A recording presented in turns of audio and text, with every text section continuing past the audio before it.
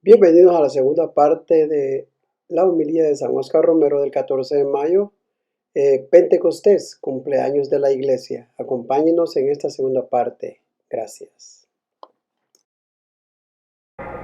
El Espíritu de Dios.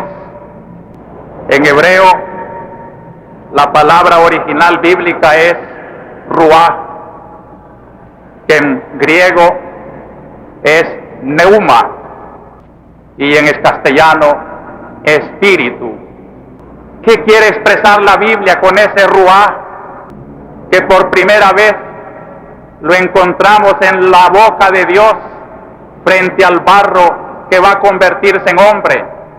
Desde luego es vida de Dios que se puede comunicar a un hombre. La Biblia, como ustedes saben, tiene muchas expresiones antropomórficas, es decir, que quiere comparar a Dios con un hombre. Eso quiere decir antropomórfico. Y comparando a Dios con los gestos materiales del hombre, la Biblia menciona muchas veces ese ruach de Dios, ese soplo de Dios, ese espíritu, esa exhalación de Dios, como un poder que da la vida, como un poder que transforma el pecado en una moral. A veces ese soplo de Dios se convierte en huracán y la Biblia interpreta que Dios está resollando fuerte. A veces es suave como una brisa y entonces la Biblia interpreta que es el aliento suave de Dios como la brisa.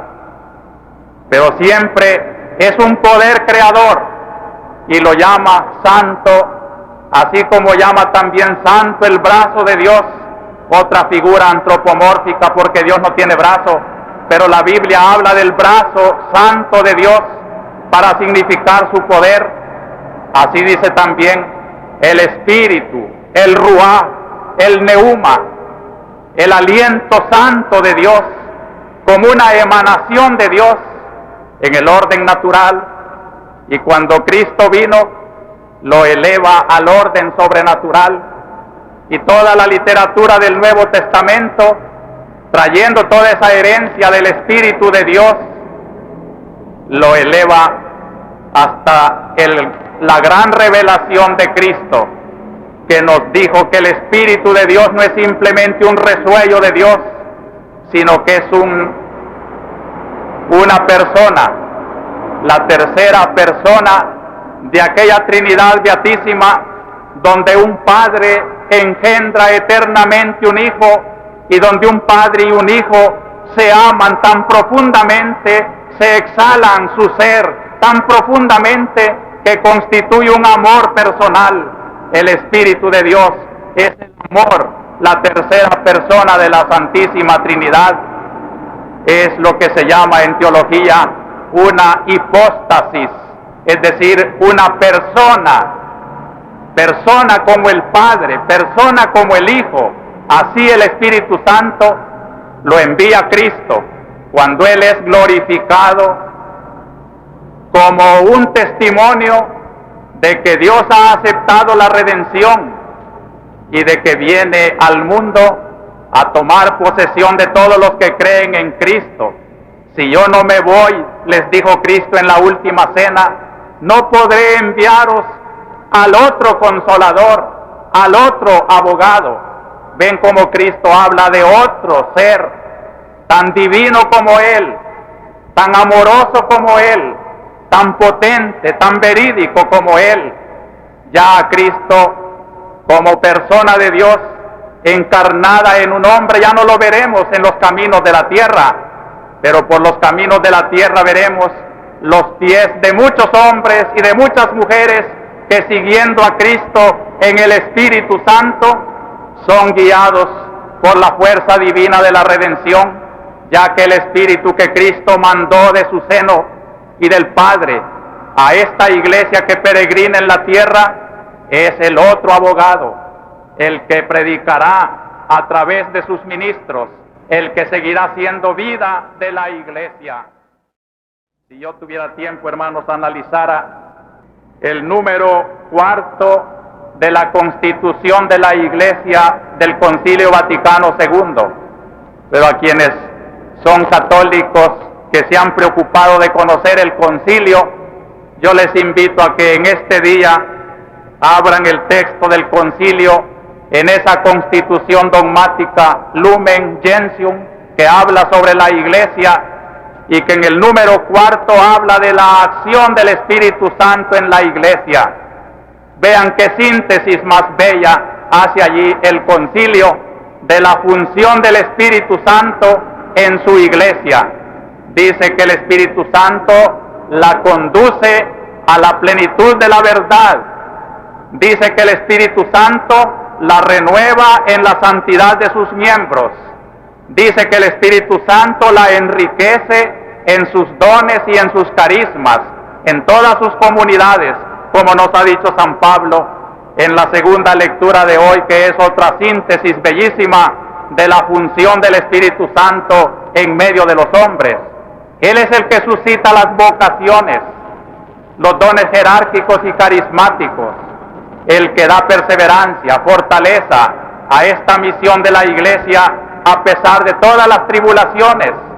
Por eso en este día del cumpleaños de la Iglesia hemos de implorar mucho la fuerza del Espíritu para que esta Iglesia, concretamente en la Arquidiócesis de San Salvador, tenga muchos sacerdotes, religiosos, religiosas, catequistas, seglares comprometidos, comunidades que de veras se dejen conducir por la fuerza del Espíritu Santo.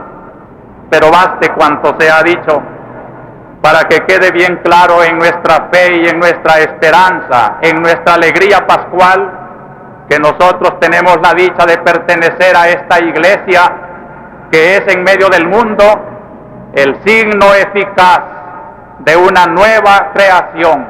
Y entonces tratemos, católicos, si de verdad tenemos fe en el Espíritu Santo, de dejarnos renovar, ser hombres nuevos, de esos que necesitan las estructuras nuevas, y hacer de nuestra patria una patria nueva, y hacer de todos los pecados de El Salvador y de todas sus instituciones también el objeto de nuestra misión, destruir el pecado y en cambio construir el reino de Dios. Si de veras somos el pueblo que ha invadido el Espíritu Santo, y en El Salvador tiene que ser el católico salvadoreño un germen de renovación, si la Iglesia es la depositaria de aquel soplo creador del Redentor para hacer de todos sus seguidores liberadores auténticos de la verdadera libertad del pecado y para la verdadera promoción de la vida en gracia de Dios, a ser hijos de Dios, ciudadanos del cielo, no permitamos que este país tan gloriosamente llamado el del divino Salvador, si así se podría llamar todo el mundo, porque todo el mundo que cree en Cristo es una prolongación de su divina salvación, pero nosotros salvadoreños con mayor empeño hagamos de nuestro bautismo, de nuestro compromiso, de nuestro evangelio, verdaderamente una promesa fiel, a pesar de todo, de que hemos de trabajar impulsados por el Espíritu. Lo sentimos todos, pero no todos somos fieles a Él. Sentimos que nos reprocha nuestras cobardías, pero no somos capaces de superar esas cobardías. Sentimos que sopla fuertemente para hacernos más valientes y somos cobardes y hasta traidores y mentimos cuando Él es el Espíritu de la verdad. No debían llamarse cristianos aquellos que han recibido el Espíritu Santo y lo están tratando a bofetadas, porque solo viven de la mentira, de la injusticia, de la calumnia, de la violencia y de todo aquello que es reprimir la vida del Espíritu. Ojalá nuestra Iglesia fuera de veras la nueva creación en medio de todas las circunstancias de nuestra historia.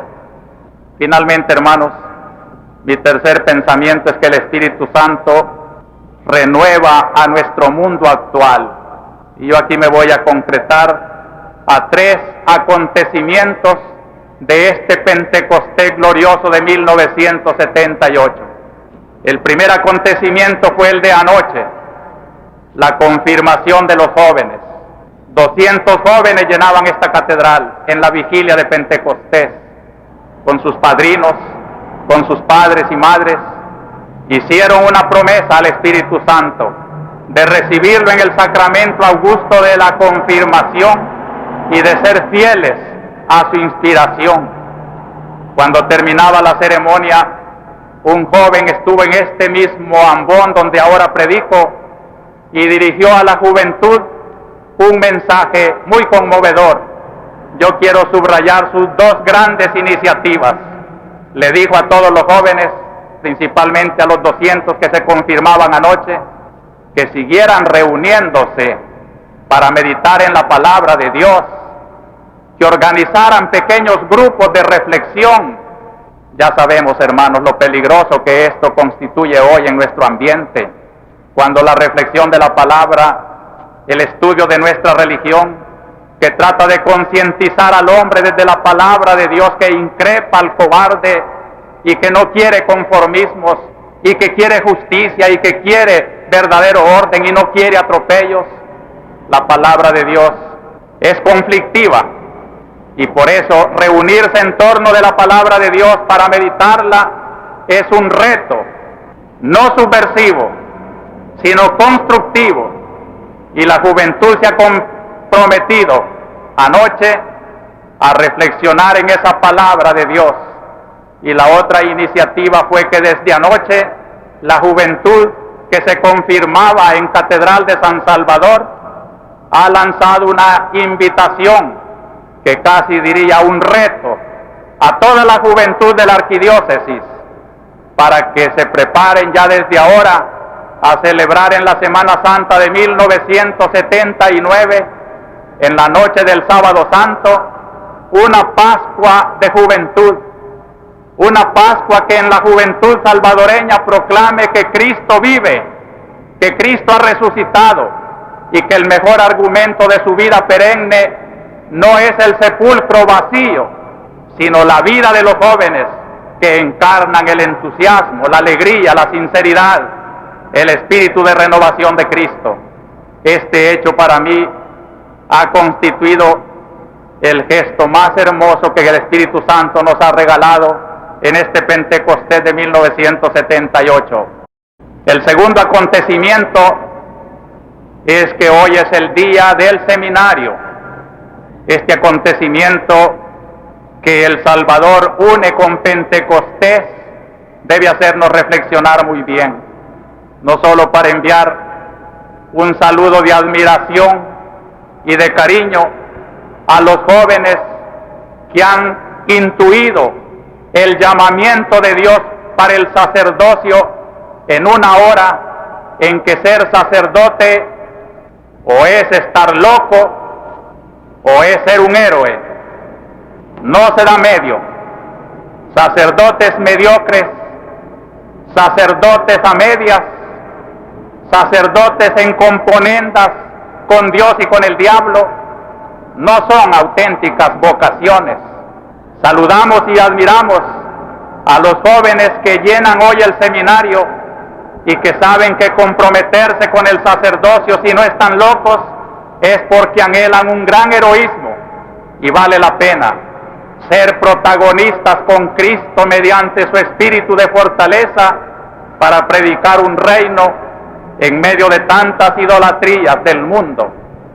A todos nos interesa, queridos hermanos, tener un aprecio muy grande del seminario. San José de la Montaña no solo es un monumento de cemento armado. A los pies de San José, al que debe de converger como a un símbolo de esperanza toda la vida de la diócesis, para apoyarlo con oraciones, con apoyos morales, a no desanimar a nuestros jóvenes, sino al contrario, decirles desde el mundo cómo son los sacerdotes que estamos esperando de ese seminario. Y sobre todo, hermanos, comprender que en una hora de transformaciones tan profundas, como le estaba diciendo el seminarista aquí antes de la misa, la figura del seminarista de hoy no puede ser la figura de las viejas tradiciones, sin llegar a ser un guerrillero, porque el seminario no es una escuela de guerrilleros, aunque así la hayan querido calumniar. El seminario es una escuela de promoción de jóvenes, de un sacerdocio joven, de un sacerdocio como lo necesitan los pueblos de hoy, de un hombre que, siendo verdaderamente un hombre de oración, muy comprometido con Dios, sepa también ser un hombre del pueblo, en medio del pueblo, voz del pueblo, sintiendo con su pueblo sus angustias y sus esperanzas. Y gracias a Dios, estos son los seminaristas que abriga hoy San José de la Montaña. Agradecidos con su participación, los esperamos en una próxima oportunidad para escuchar la tercera parte de la homilía de San Óscar Romero con ocasión de Pentecostés, cumpleaños de la Iglesia.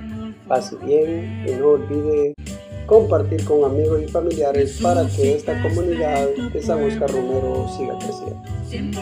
Pase bien. Profeta salvadoreño, Óscar Arnulfo